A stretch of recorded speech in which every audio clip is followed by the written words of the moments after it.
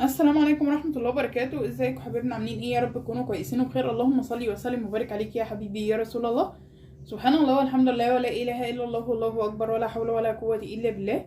ما تنسوش تشتركوا في القناة وتفعلوا الجرس عشان يوصلكوا كل جديد، وتعملوا لي لايك وتسيبوا لي كومنت.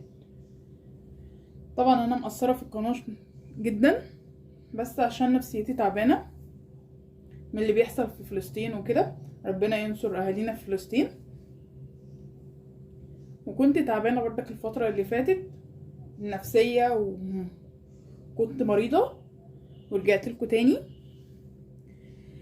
طبعا بنحسبها بقى بالورقة والقلم. النهاردة هنعمل لكم حاجة زي الناجتس، بس هي ايه بدل اللانشون والجبنة وكده، حاجة زيها كده، حاجة زي الناجتس. بتاخد من الفراخ والبطاطس وبتضاعف الكمية معايا. انا معايا هنا صدر فرخة واحد قيمة نص كيلو. عايز تعملي بربع كيلو تمام، عايز تعملي بنص كيلو تمام. معايا بطاطسيتين انا سلقاهم بقشرهم، بعد كده قشرتهم عشان البطاطس لو قشرتها وسلقتها بتشرب ميه كتير. البطاطس دي نص كيلو بردك. معايا معلقه دقيق، معلقه نشا، معايا طبعا ملح وفلفل، وطبعا بهارات برجر. انا جايبه كيس، خدت نص الكيس بس. معايا بضايه، معايا طبعا البيكنج باودر بتاعنا. اللهم صل وسلم وبارك عليك يا حبيبي يا رسول الله. هناخد حاجة كده بسيطة من البيكنج باودر، قيمة نص معلقة كده على الكمية دي كلها. تمام، يلا بينا نبدأ. معايا بقى هنا الكبة، هنزل بالفراخ. طبعا انا مقطعاها صغيرة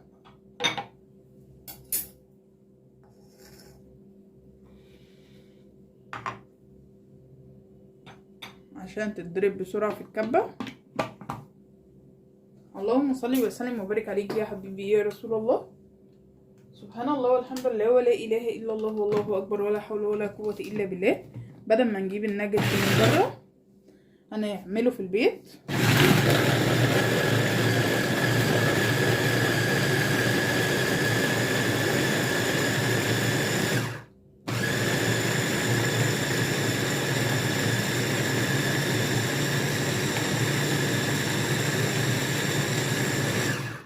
لازم نضربه كويس قوي. تمام، هننزل كده اللي في الجناب وهنشغل عليه الكبة تاني لغاية ما يتطحن معانا.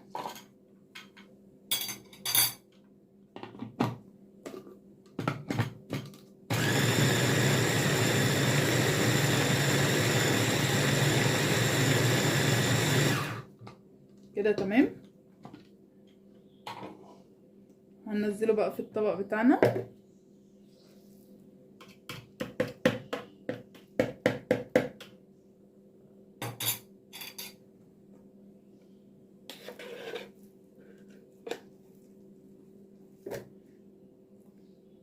طبعا لو انتي ما هرستيش البطاطس زي كده ممكن نعملها في الكبة زي ما انا هعملها.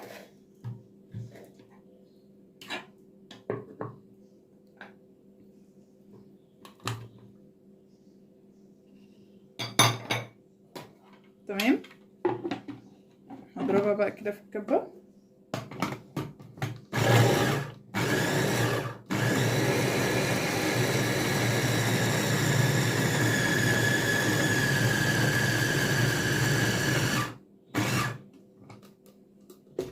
لغاية ما تكون كده معجون.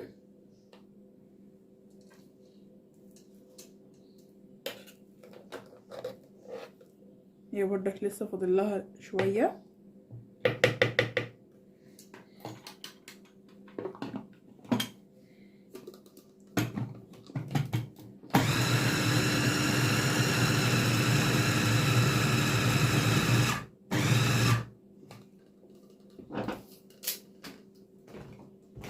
كده تمام اهي، بقت معجون معانا. طبعا البطاطس لما بنضربها في الكبه او في الخلاط لازم بتمط، بتبقى عامله زي الجبنه الموتزاريلا كده. ده لو ضربتيها لوحدها، لكن لو ضربتيها مع حاجه خلاص المطه دي بتبقى ضعيفه جدا.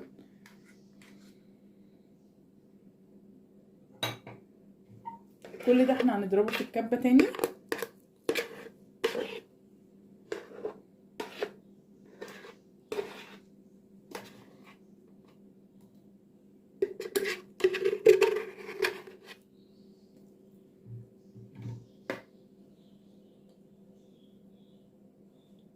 هنزل بقى بالبيضه،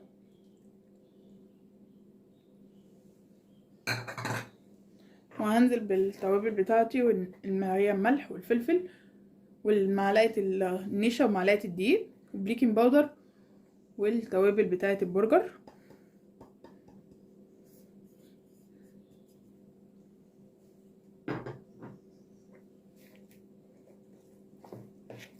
وهنقلب كل ده كده مع بعضه. في ناس هتقولي البطاطس هتغطي على طعم الفراخ، هقول لكم لا،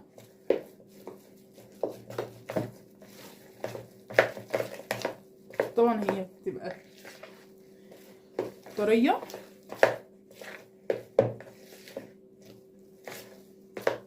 بتحتاج مثلا ممكن معلقتين بقسماط. طبعا احنا بنحط الدقيق والنشا عشان ما تخليش معانا الفراخ ولا اللحمه تكش.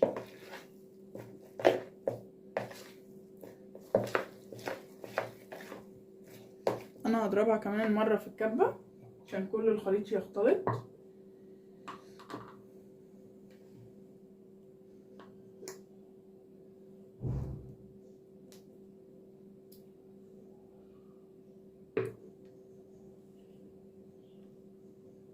تمام.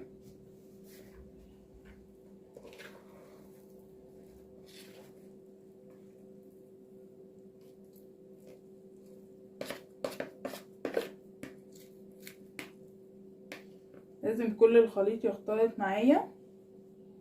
اللهم صل وسلم وبارك عليك يا حبيبي يا رسول الله.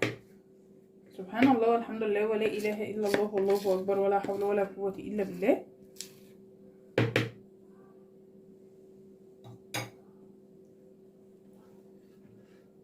اهو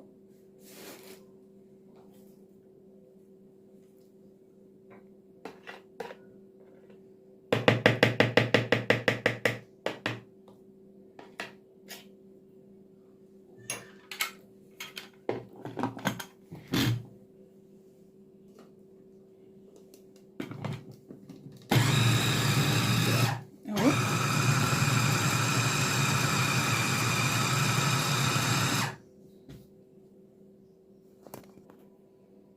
انا طبعا ضربت الخليط كله. هننزل بقى بمعلقتين البقسماط.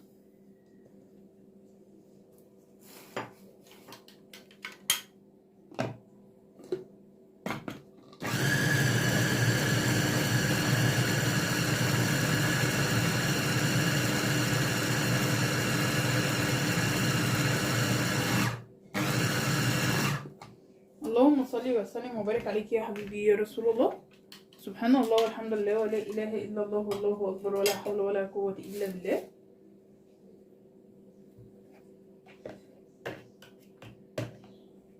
طبعا شايفين الخليط.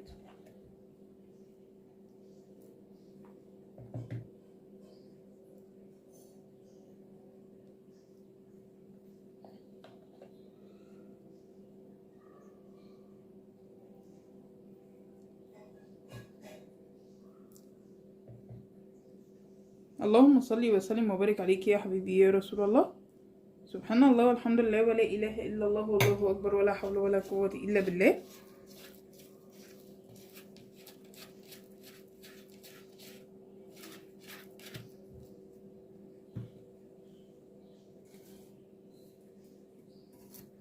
انا هنا معايا صينيه، طبعا شطفتها كده، اللي هي خليت فيها حبه ميه، حطيت فيها كيس الكيس ده هحط عليه زيت. اللهم صل وسلم وبارك عليك يا حبيبي يا رسول الله. وهنزل بقى بالخليط. اللهم صل وسلم وبارك عليك يا حبيبي يا رسول الله.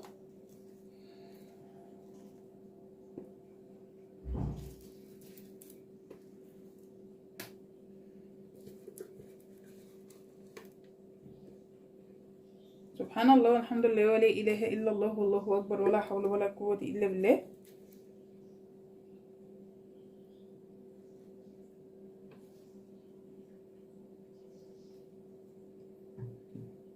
تمام.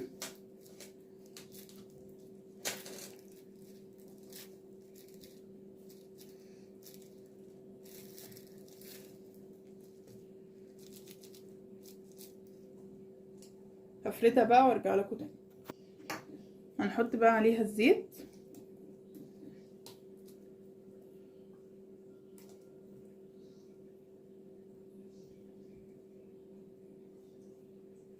هنحط عليها بقى كيس البلاستيك.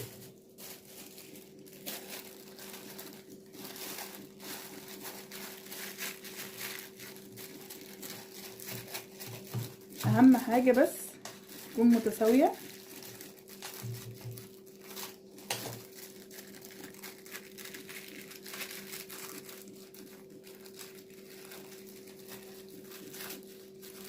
اهو تمام كده. نبدأ بقى نقطعها.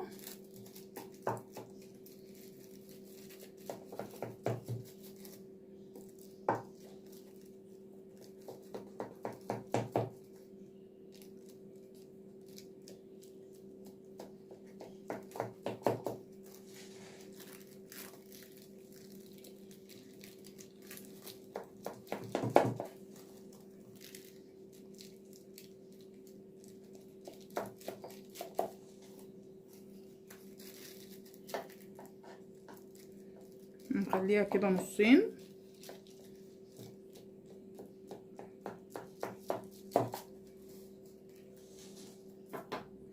تمام كده. هندخلها بقى الفريزر على نفس الوضع ده. بعد كده ارجع لكم تاني. ورجعت لكم تاني يا حبايبي. طبعا هنا اصابع الفراخ طبعا انا لسه مخرجاها من الفريزر.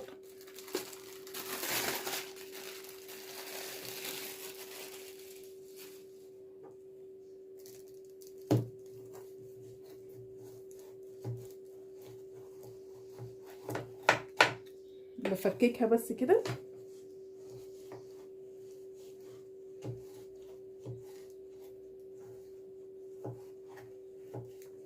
طبعا القطعه اللي احنا قطعناها قبل ما تتدخل الفريزر بتساعدنا ان احنا ايه نطلعها بكل سهوله.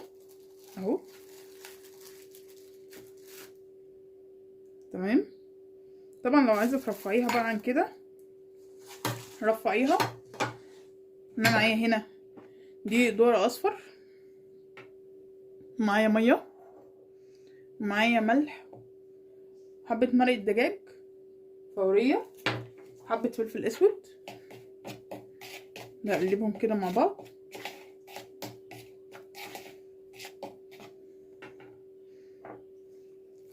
وهنزل بالميه.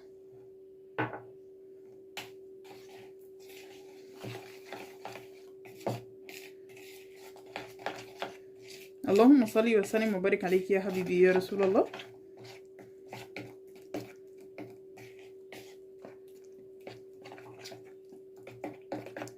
كده الخليط معايا تقيل، انا عايزاه مثلا خفيف شويه.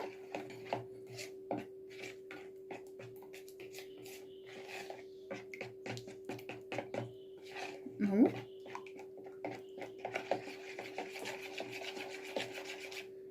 كده. معايا هنا خلطه الكريسبي.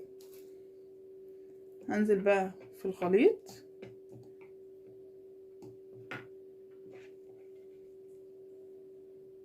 على طول على الكورن فليكس او خلطة الكريسبي.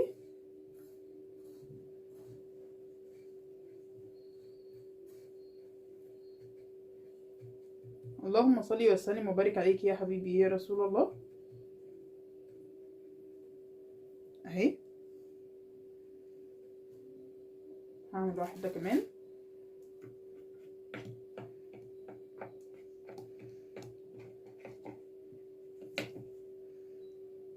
طبعا بشيلها بالطريقه دي في الفريزر.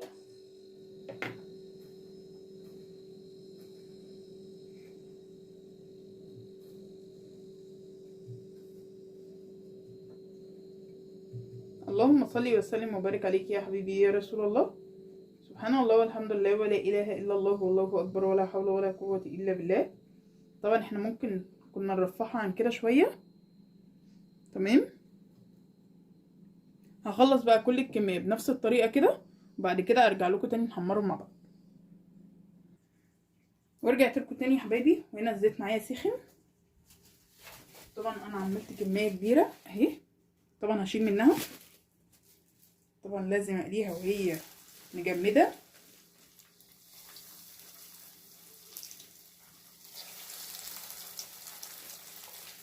اللهم صل وسلم وبارك عليك يا حبيبي يا رسول الله. طبعا انا قطعتها نصين عشان كانت القطعه كبيره. تمام. طبعا بعد ما تتجمد تعرف ان انت تتحكمي فيها اكتر. يعني في قطع عملتها على 3 وفي قطع عملتها على 2. تمام كده. اللهم صل وسلم وبارك عليك يا حبيبي يا رسول الله. سبحان الله والحمد لله ولا اله الا الله والله اكبر ولا حول ولا قوه الا بالله. هعمل صباعين كمان على دول، يبقى كده انا خلصت الكميه بتاعتنا كلها. طبعا الكميه كبيره، طبعا مش هعملها على مره واحده.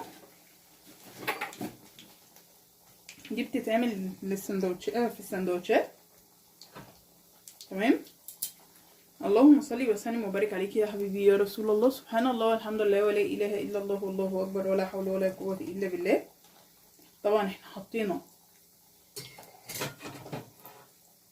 الكميه طبعا وهي متلجه. طبعا الزيت بيبقى لسه بردك.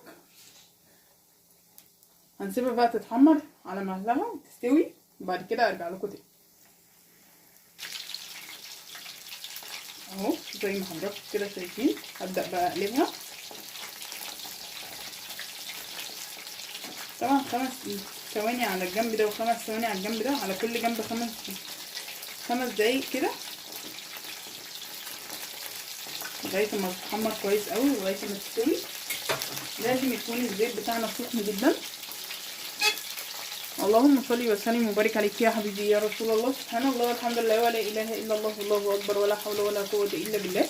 ما تنسوش تشتركوا في القناه وتفعلوا الجرس عشان يوصلكم كل جديد، وتعملوا لي لايك وتكتبوا لي كومنت. طبعا في ناس بتخش القناه ولا بتحط اللايك ولا بتحط الكومنت. لايكاتكم وكومنتاتكم هي اللي بتخليني ان انا اتشجع واكمل. انا عارفه ان الفتره اللي فاتت انا كنت مقصره في حق القناه، كنت مقصره معاكم جدا، بس الحمد لله اهو. نبدا الفها كده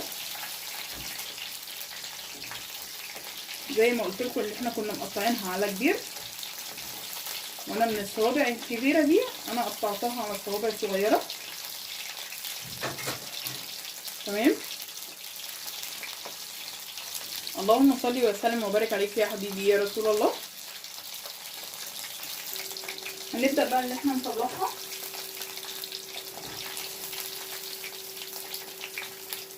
خدت اللون الذهبي.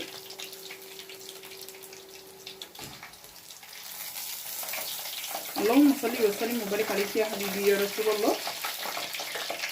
سبحان الله والحمد لله ولا اله الا الله والله اكبر ولا حول ولا قوه الا بالله.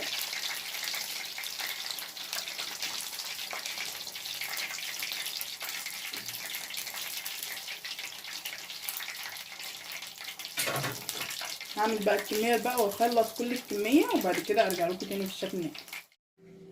وكده حبايبنا الشكل النهائي لاصابع البرجر بتاعت الفراخ. اللهم صل وسلم وبارك عليك يا حبيبي يا رسول الله. طبعا الكميه كبيره، انا قسمتها على 3 مرات. عملت مره في مرتين تانيين. هنحطها بقى في الفريزر. طبعا مستويه اهي. مقرمشه.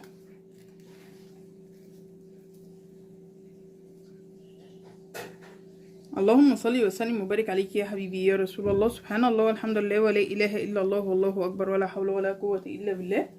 ما تنسوش تشتركوا في القناه وتفعلوا الجرس عشان يوصلكوا كل جديد، وتعملوا لي لايك وتسيبوا لي كومنت. والسلام عليكم ورحمه الله وبركاته.